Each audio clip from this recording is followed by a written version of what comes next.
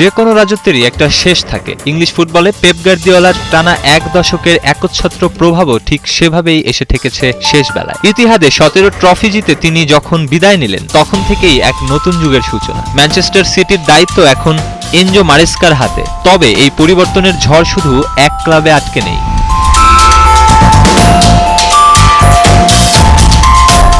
অ্যানফিল্ডে আর্নে স্লটের জায়গায় এসেছে বোর্নমাউথের অ্যান্দোনি ইরাওলা। অন্যদিকে লেভারকুসেন ও রিয়াল মাদ্রিদে সাফল্যের পর জাবি আলনাসো এখন চেলসির দায়িত্বে। ইউনাইটেডে মাইকেল ক্যারিক কিংবা স্পার্সে ডি জেরবি 5টি পরাশক্তি এবার মাঠে নামছে নতুন কোচের কৌশল নিয়ে। পুরনো রাজত্বে টিকে আছেন সের্ফ আর্সেনালের মিকেল আর্তেতা।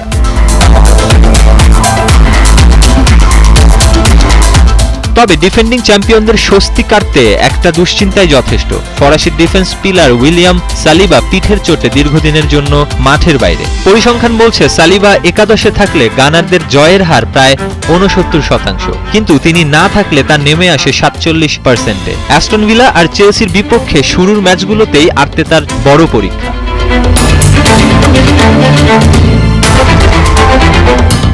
এদিকে ইউরোপীয় প্রতিযোগিতার ধকল না থাকাকেই প্রধান অস্ত্র বানাতে চায় লন্ডনের দুই ক্লাব। দলবদলের বাজারে চেলসি 117 মিলিয়ন পাউন্ডে মর্গান রজার্সকে এনে গড়েছেন নতুন রেকর্ড। পিছিয়ে নেই টটেনহ্যামও।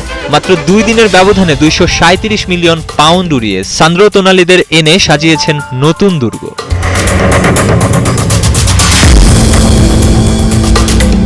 একদিকে 9টি দলের মাথার ওপর ইউরোপের ঠাসা সূচির চাপ, অন্যদিকে কোনো ক্লান্তি ছাড়াই চেলসি আর টটেনহ্যামের একমাত্র লক্ষ্য এখন লিগ চ্যাম্পিয়ন হওয়া। সব মিলিয়ে বহু বছর পর প্রিমিয়ার লিগের এই শিরোপা যুদ্ধ এখন চরম অনিশ্চয়তায় ঢাকা। কোনো পুরনো ছক দিয়েই যার শেষ দৃশ্য আগে থেকে লেখা সম্ভব নয়।